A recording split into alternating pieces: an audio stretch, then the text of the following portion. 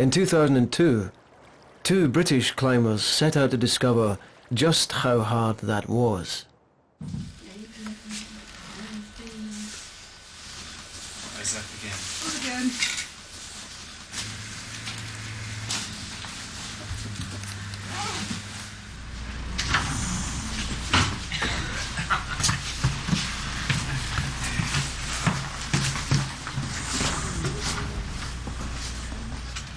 In Chamonix, with the mountains high above the valley floor, only the most motivated or penniless of climbers choose to walk into their routes. For the rest, all climbs begin at the Téléfrique station. It is here, among the hustle and bustle of the international winter set, that the British winter climber often encounters their first obstacle.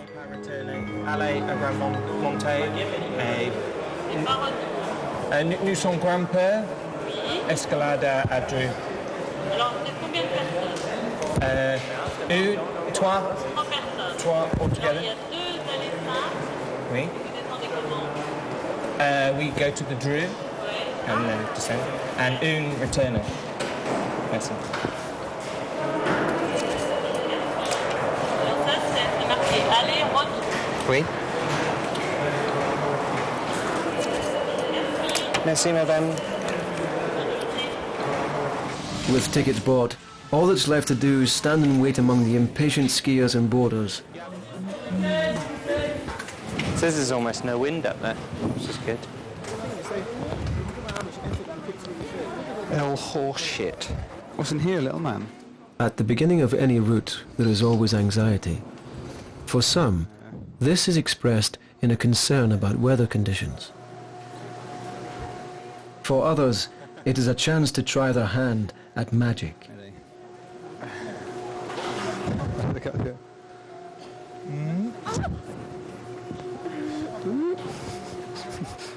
But for everyone standing there in the cold, it's hard not to contemplate what might await them at the end of this short journey into the morning mist.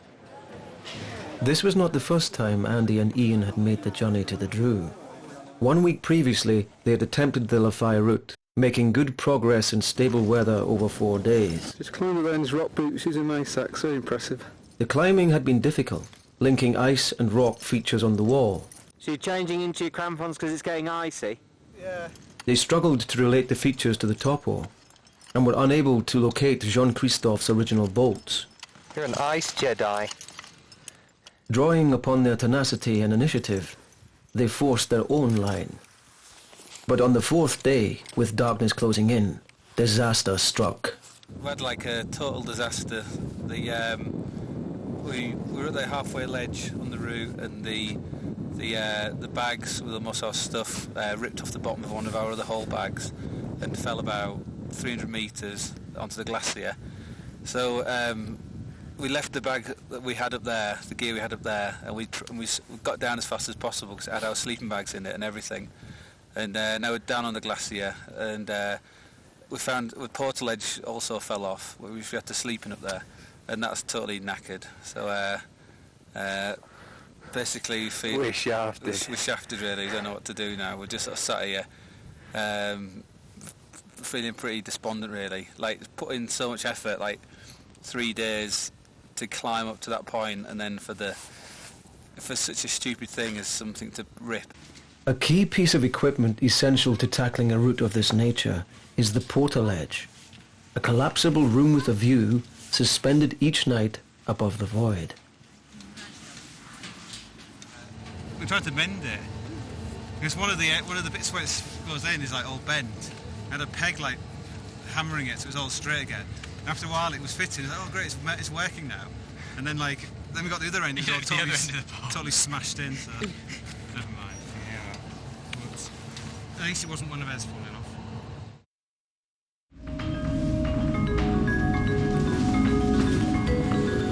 Well, obviously we've got a couple of options, and one was just completely call it a day, go and get our bag and bring everything back down. And time-wise, we might not have that much time left, but we think it's almost worth going back and giving this route a go, even if we don't get to the top. But after all the effort and bad luck that we feel we've had, it would be nice to give it, you know, like 100% effort. You know, whether we get to the top or not, I think almost that's a reason for going back on the route. I think it definitely got to be a bit realistic about what our chances are. I mean, the key thing with alpine climbing is you just got to keep battling away, and if you persevere enough, then you've got a good chance of winning out.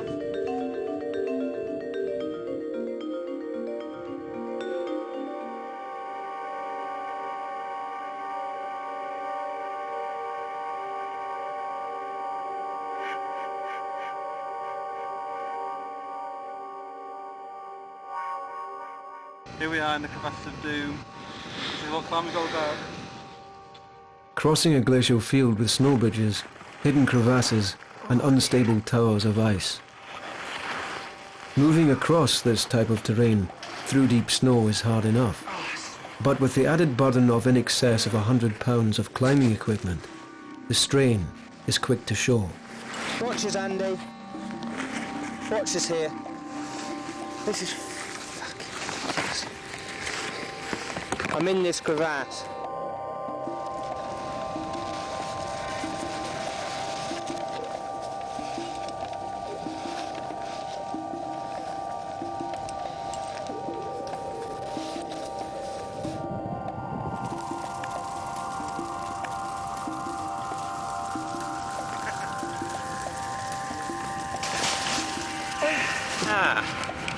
Thank Pete for that.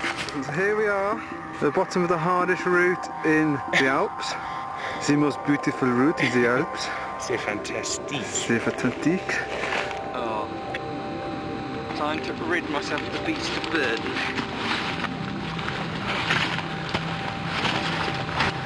Whew.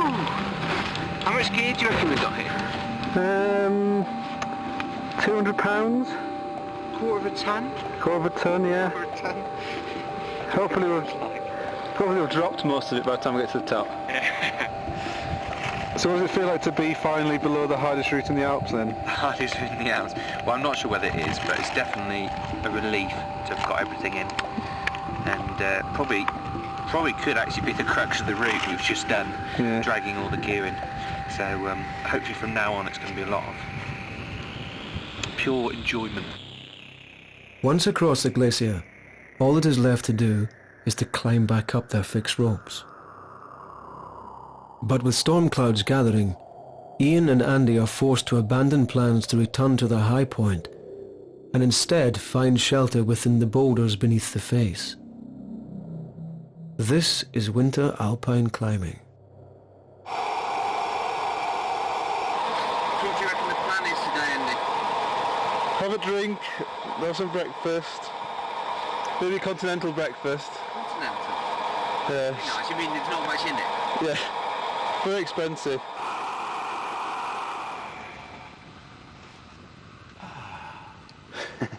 Silence.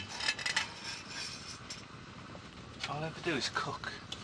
Just get a bit of snow, throw it in, sprinkle it in, and then get a bit of granite, sprinkle it as a garnish on the top. Great. Let's have a try. That's fantastic. Here we go. Taste Andy's concoction. Warm and wet. Just the way I like it. Like a good woman. Well. Don't go there. These, ladies and gentlemen, are called flocons. So just come down, flock on all over you. With poor conditions continuing, all they can do is sit tight another day and hope for a break in the weather. Ah, yes, this is the life. There's nowhere else I'd rather be right now than here with you, Ian. Aww. In this wet portaledge in our wet sleeping bags. Minus 15. Yeah, we've got to keep warm. Actually, we need to snow inside the tent.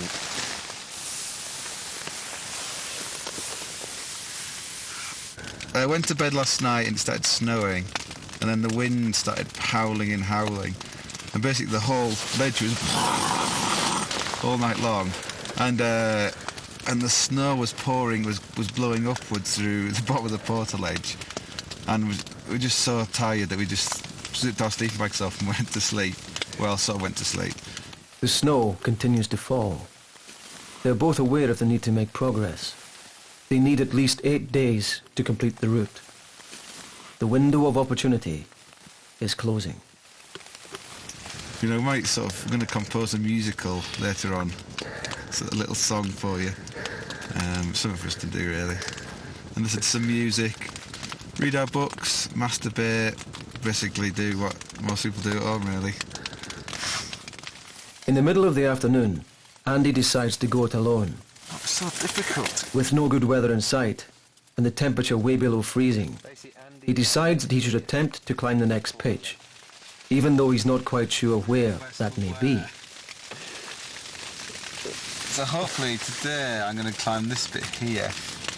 So let me zoom in on it. Oh, that looks nice. A1, A2 pitch. A5. You actually still read something on it? Yeah, you can. Smoke me a kipper.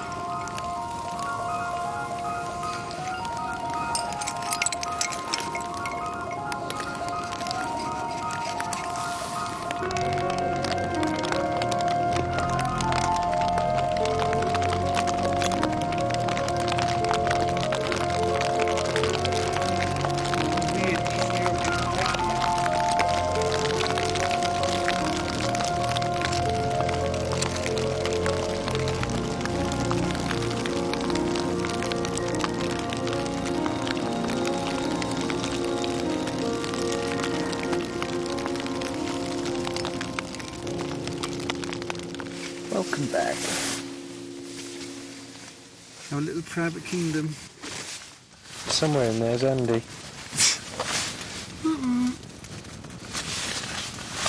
It's hard when you've got ice on the inside of your sleeping bag. Nice. Because there's bolts without any hangers on, very easy to miss them, so... Yeah. So yeah, I decided to come back down, but I've done a good sort of 50 plus metres, I think, so... Stronger moral fibre than I'm made of, for sure.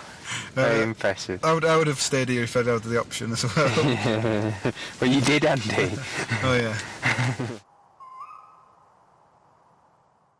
The following morning, bright cold dawn brings the promise of further progress. Leaving their portal ledge fixed on a natural ledge, Andy and Ian attempt to carry on up Lafay's route. Are you going to explain what's going on? Yeah. Hello everybody. We've had a bit of a rethink. Last night Andy led on into the dark. He was looking for the belay on the Lafay route, and there was absolutely no sign of it at all, and we thought we could see a spidery little crack, which we were hoping, well, I wasn't hoping, I think Andy was hoping it was the A5 pitch. It looked really hard.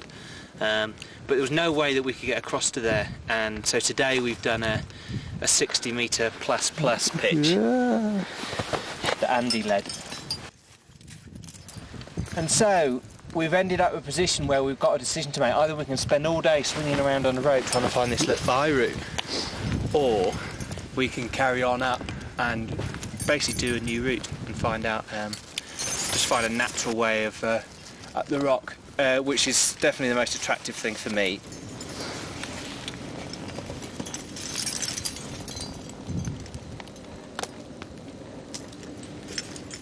With no other option in sight, Ian inches his way up a wall of loose, huge stacked flakes.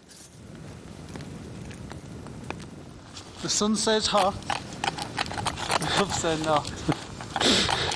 All they ever do is clean up after you. See you later.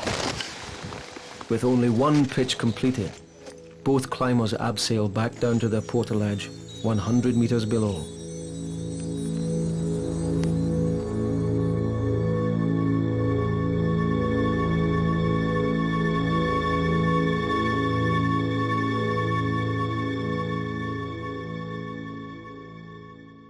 I couldn't find this Lafay route anywhere. I was looking everywhere and I couldn't find it. So I thought, oh, I asked him, I can't be asked. Fanning around looking for this stupid route. We'll just climb up this mountain. We'll just look for something that looks hard but doable, and we'll just keep on climbing.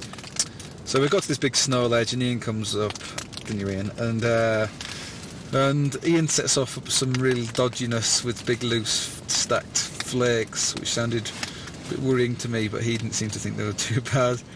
And I started having all sorts of morbid thoughts that he was going to fall and die, and how would I get down, but I'd be okay. So I was basically working out loads of scenarios of how I would survive, and whether I would climb afterwards, and what I would do, you know, what people would say, and, you know, would I still do lectures and all this kind of stuff.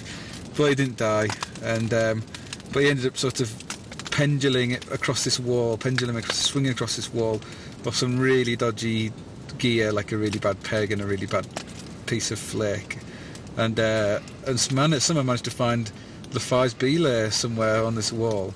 So we were back on track, really. Hello. Hello, let's look outside.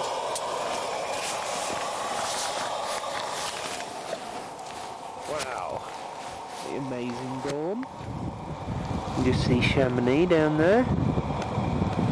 Everyone's slumbering still, I expect. And back inside our little home. So Andy's getting in lots of snow, eating it for a nice chocolate.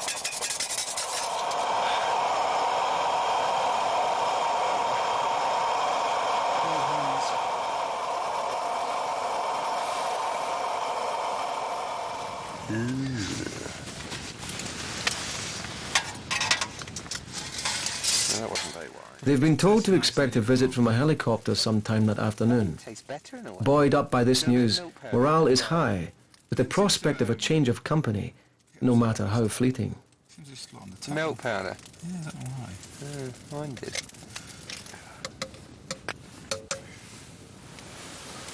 If it tastes like shite, that's what it tastes like. It's not very strong. And he's going to go for the first slurp.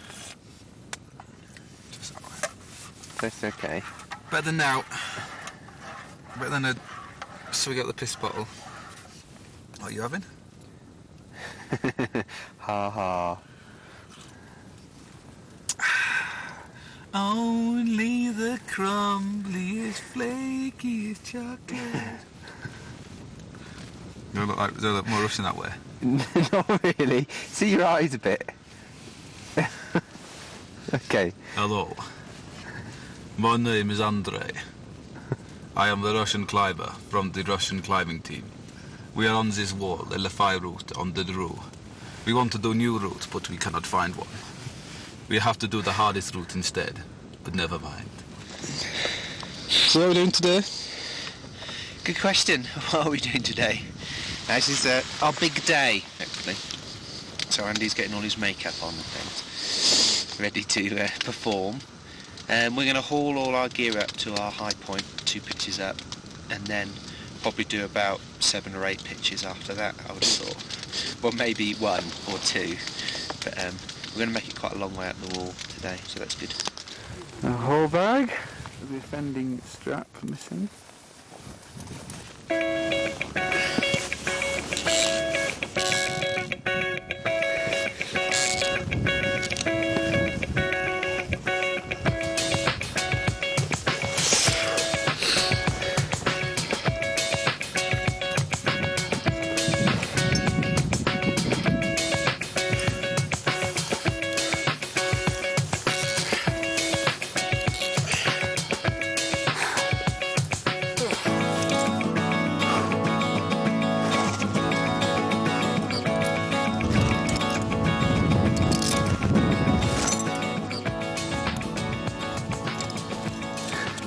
I'm not the one who looks like a clown. He's got the clown makeup on. Have I got layers everywhere? Yeah. Well, it's not everywhere. There'll be all caves everywhere. What's it look like? A4. It's a good corner, but hasn't got a good crack in it. But it's a beautiful line. And that's the way. I'll go in and have a look. I think it probably is. I can't get a proper view in. It must be because all the other ways kind of lead that way. Yeah.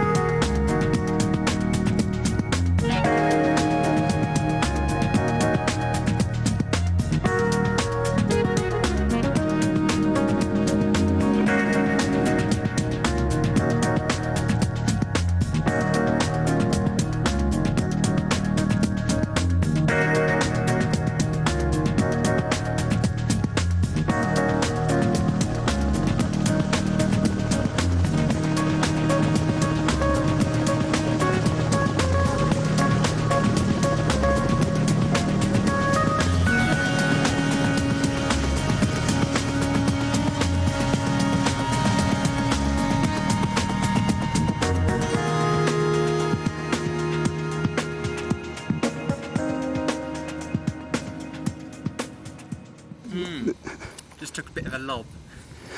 This peg I thought was quite good, but it was shite. I didn't bounce test it properly. So I took a nice little lob there, lost a little bit of skin.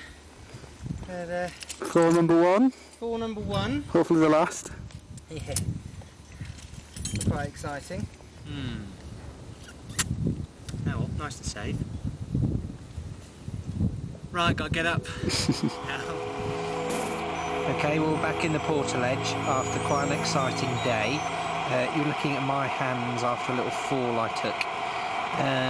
But it wasn't too bad. A short fall, but not that expected. Just actually before the helicopter arrived, which was the high point of the day. As Andy said, it was really nice to see folk again, and it was also quite exciting because we could feel that that they could get an idea of exactly what we were doing and what sort of climbing we were doing. We're quite a bit higher now on the wall. I reckon probably halfway up the main pillar, and we're hoping it's 2 days, but it might be 3 days to the top of the pillar. And things are beginning to take their toll, I think, particularly like the lack of food. My body's starting to fall to pieces. Andy was so knackered last night he couldn't even zip his sleeping bag up, so he just fell asleep anyway. I was too tired to pick the raisins at me helping. Oh, we're going to have a little look outside. Beautiful dawn. Who is she? And for breakfast I have an A4 pitch to finish off. Very nice. And get it down. You can see the wall where we've climbed up. This is what everyone wants to know. This is what? How do you go to the loo on the portaledge? Well, normally you'd have to hang. I can't do it if you're filming. Yeah, these little things are called bird beaks, which is what I ended up using loads on. I've done about 8 of those in a row. I've just let an A4 pitch. Andy's cleaning it at the moment, you can hear in the background. That's a bird beak. Just tapped into a little seam of a crack. There's another one below there. And below that there's 2 actually together. I was so scared I tied them off together. Feeling hungry already? Yeah. What time it is? About midday, I guess. And you see Andy's hammering out the pegs there. You can see all that red slings is tying off the pegs, so they only went in about a centimetre.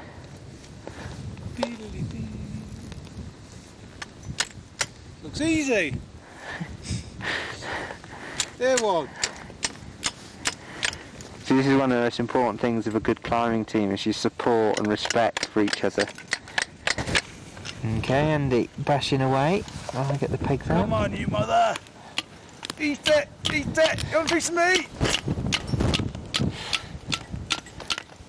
Andy's favourite phrases.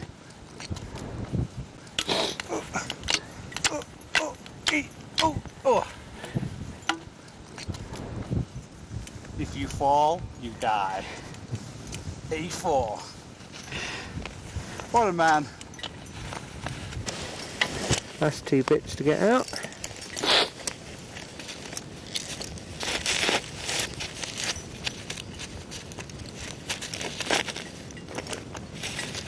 Go.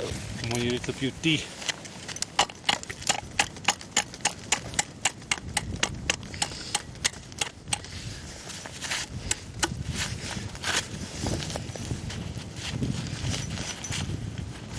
There was a little one, that one actually.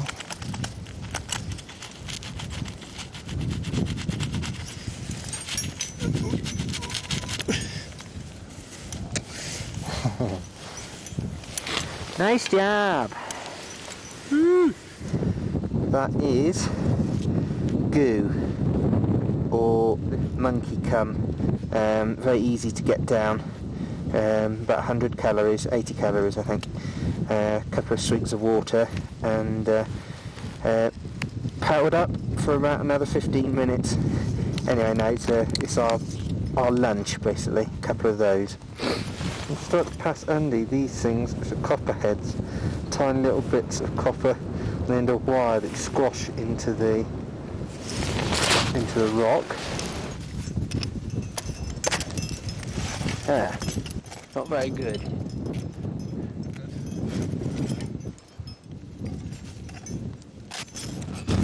The whole edge is friable. Right. I don't think it's come up here.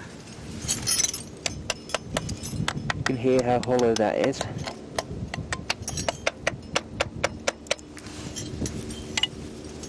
Probably about to snap off at any moment, and only a psycho would hang from it.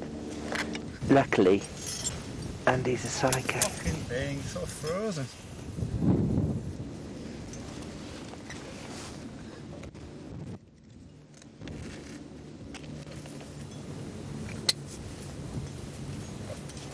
Andy's transferring onto the hook.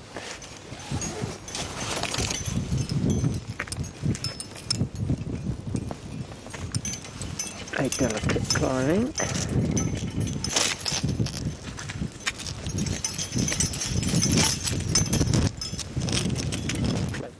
Right, hopefully back on plain sailing again, nice and safe. Putting on every stitch of clothing in order to stay warm. The belayer wears 2 jackets to stave off the cold. And Andy kindly has just gone round a hanging flake that if he'd knocked off would have squashed me. And the grace of people who've never seen humans before. The steep blocks. You're on a sort of sloping ledge there. You find this sort of thing happens at Insanity gradually slips in over the day spent on the wall. It's usually the most weak-minded who give in first.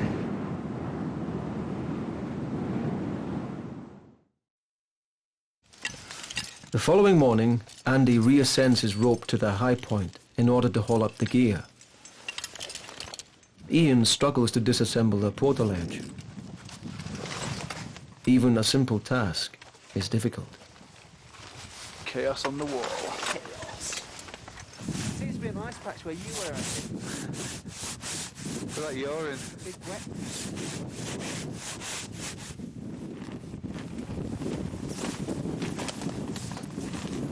Fight it, Ian, fight it.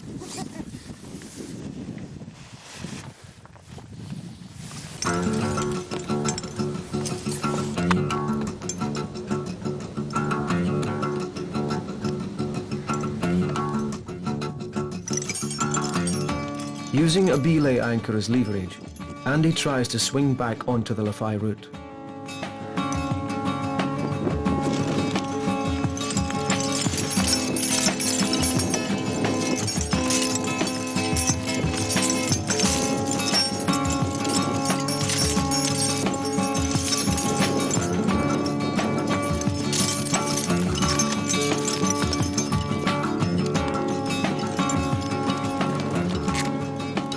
How far are you from the crack?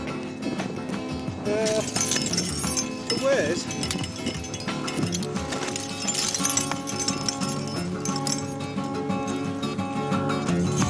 Psycho! Asked for some gear, so I'm lowering that out to him.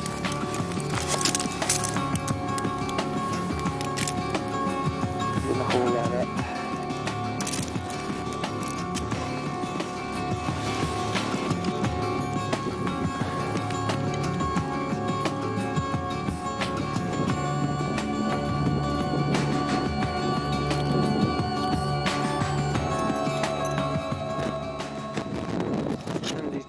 To catch the sun actually. About 3 o'clock in the afternoon. But the higher we get, the quicker the sun's going round onto the face, so it's quite an incentive to get high. Why do you like aid climbing? Why do I like aid climbing? I'd say I don't particularly like aid climbing for aid climbing's sake. It's just that it gets you in the most amazing places, like we are, like we have been at the moment, and you wouldn't normally be able to get there.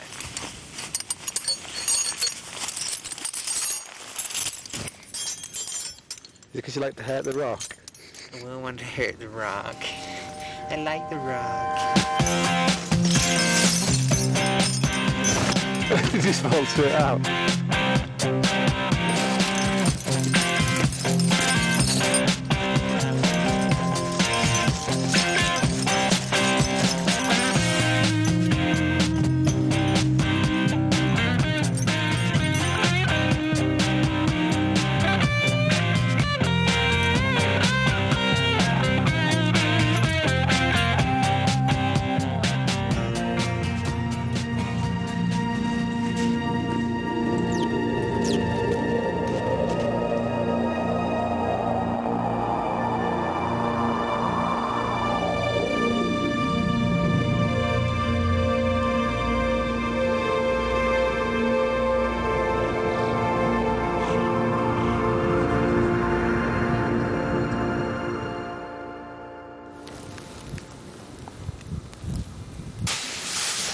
We woke up this morning and it's shit weather. So cracking up. At least it's not windy. It's not too cold. Cold and tired, the starvation diet of 1,000 calories a day was beginning to take its toll. Hope you have a good day. That morning, Ian fell out of the portaledge. Hopefully within the day. The extreme cold proves debilitating for both the belayer and the camera. We're walking in the air. I hope not. I can imagine you as a choir boy. We're going on some too big. Both climbers prefer to take their chances at the sharp end, rather than stand for hours belaying.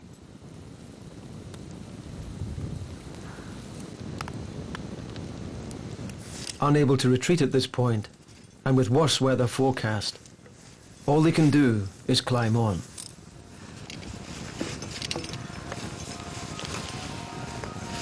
snow this morning? Yeah. Were you just clipped into a loop of rope? Yeah. Ah, you could have died this morning. Potentially. Because I was tied into the end, and I untied from the end, and I thought, oh, I better tie a knot in it and put it back on again just in case. So our lives hang by so many knots anyway, don't they? You what? Our lives hang by so many knots anyway. What's another one?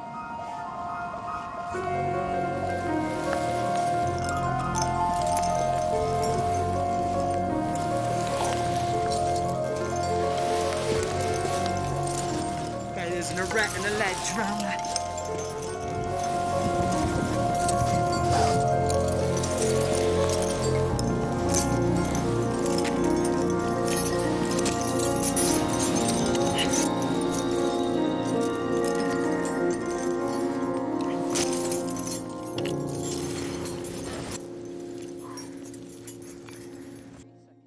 After Ian's pendulum, Andy follows, close to hypothermia after 3 hours belaying. While ascending the rope, he notices that Ian is standing on top of a precariously positioned block directly above his head. Good idea standing on it. Well, When I'm underneath it. well, we haven't got any say in the matter, basically. I think this is where he must have belayed.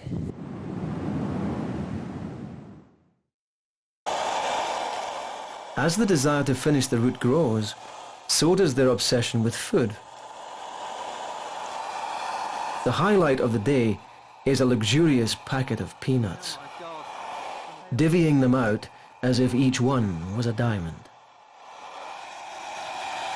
Oh, this is alive. We've got 6 pitches to go to the top of the route, so we're feeling fairly optimistic, apart from we've had another bad weather forecast about some Fiorn wind, which is not a very good wind, basically. It's been a funny day. We've dropped lots of things today. Ian just dropped his pan, everything he, and his spoon. We've dropped the pole that keeps the fly sheet out of our faces. We lost 2 sky hooks, or 1 sky. Well, I lost sky yesterday. Lost 1 today. But hopefully not long to go, and then we'll be back to normality. So, yeah, not a bad day. Good morning. Ooh, that's nice.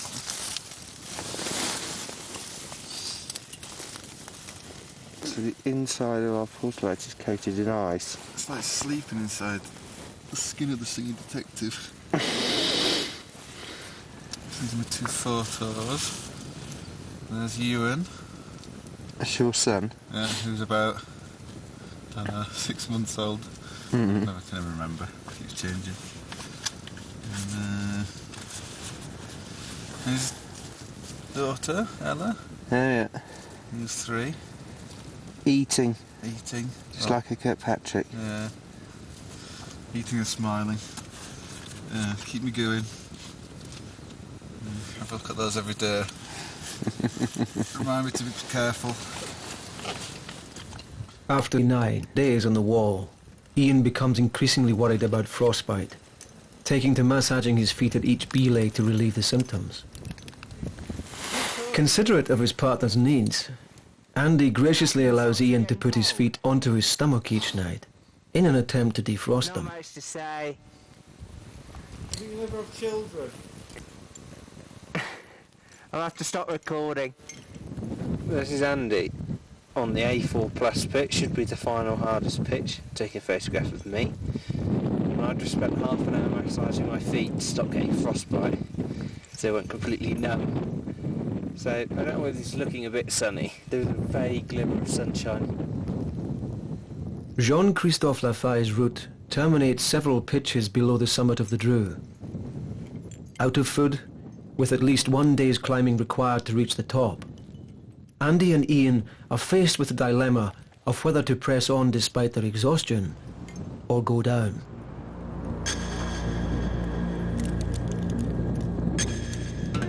Just see our portal edge in yellow there.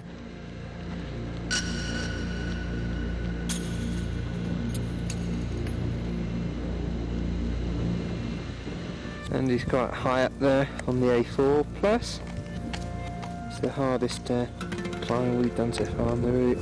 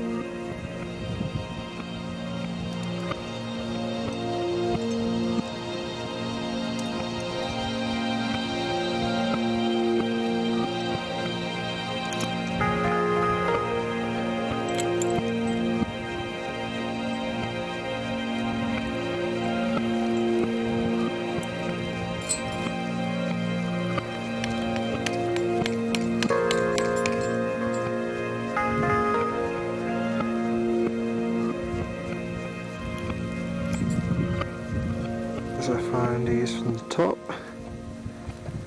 Probably one more pitch after this. Today's the ninth day or 10th day. We've been on this route and really high. And we haven't got far to go. We've got one more pitch to go to complete the Lafay route, and then we've got to climb to the top of the mountain, which we're going to try and do tomorrow. We've only got one day's food left, so we'll have to come back down again. But it's getting increasingly harder to climb because the weather is just so bad, and it's getting cold. It's -7 inside here, so outside it must be really cold. Ian's having problems with his feet. He's having to take his boots off while he's belaying to get his feet warmed up because he's got some sort of he has suffered from frostbite in the past. My boots are a bit warmer, so what the hell. Today wasn't too bad. We finished the hardest pitch so far, A4+, which is only half a grade harder, less hard than the hardest pitch we missed really on the route. So that's good. And we've only got an easiest pitch to go. It should be lots of ordinary climbing. I think we're pretty exhausted, really. I think that I can imagine how people die of exhaustion, really. We haven't got a lot left to give, I don't think.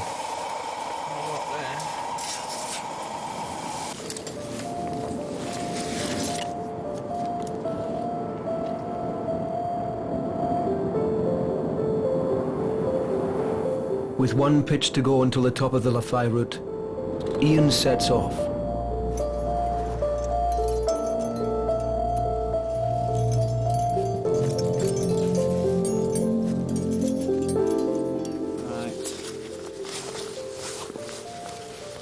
We're on the last pitch of the Lafay route. I'm standing here, very, very cold, got my clothes on. Reeling Ian.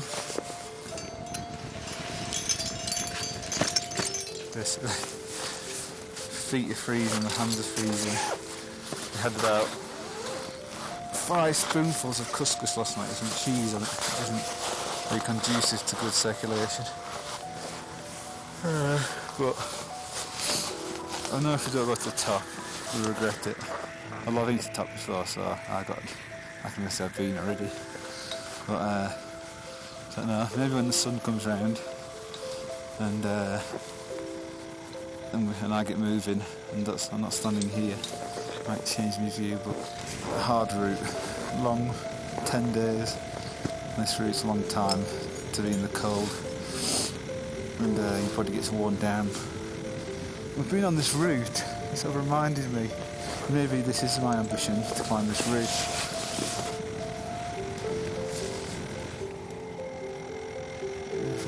There, looking over there, sort of strange really.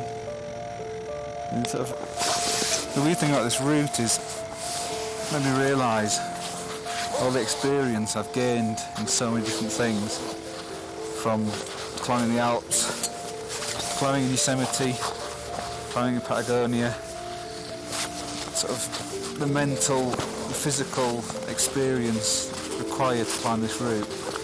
It's been pretty amazing really. and I've had to draw on everything I've ever known about myself, really, just to keep on climbing. And maybe that's how I do it, really. That's how I climb, because it does make you realise so much about yourself, really. You never know where you're going to be in a year's time. Who with. Life's always interesting. It's not easy.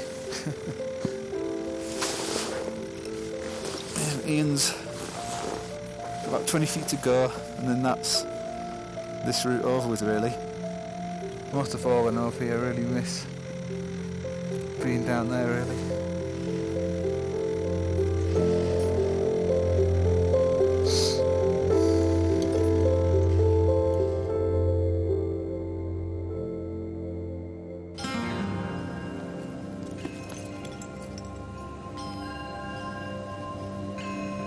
Is that up top?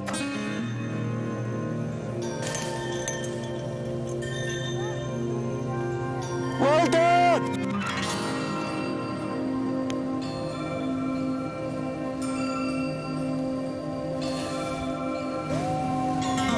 Woo! Woo! Yeehaw! The higher I get, the better I feel.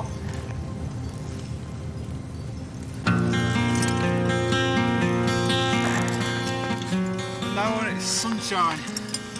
Beach holidays. Pina coladas. Cruising off of rods.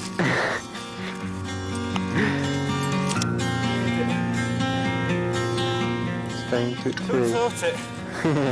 Two working class lads like us. Find our way to the hardest route in the Alps. Piece of piss, I thought. Wow, amazing getting here, wasn't it? Yeah. Well, because it is amazing getting here.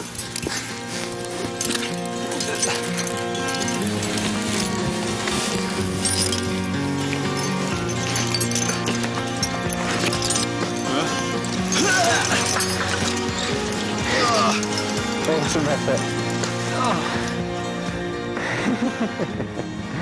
Oh, this soft snow, so soft. It's not like all the other snow. Oh, it's warm, really soft. Warm, soft snow. You happy chappy? Yeah, oh, it's fantastic up here. Worth it just to get this nice place to lay down. Well done to you. Show a big hug. I'm coming in. I love it. I'm coming. Oh, God.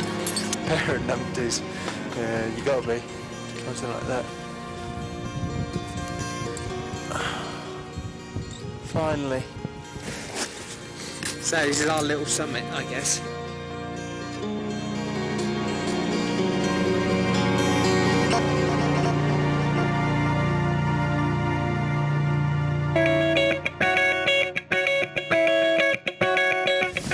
Ready? 3, 2, 1. Woo!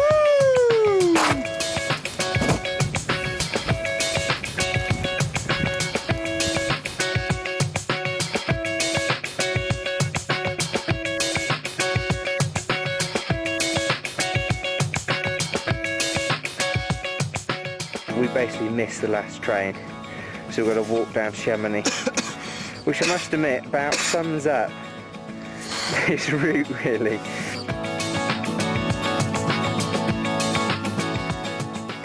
It's basically against absolutely all odds.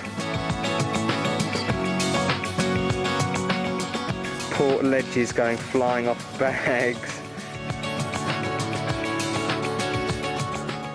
Topo completely inaccurate.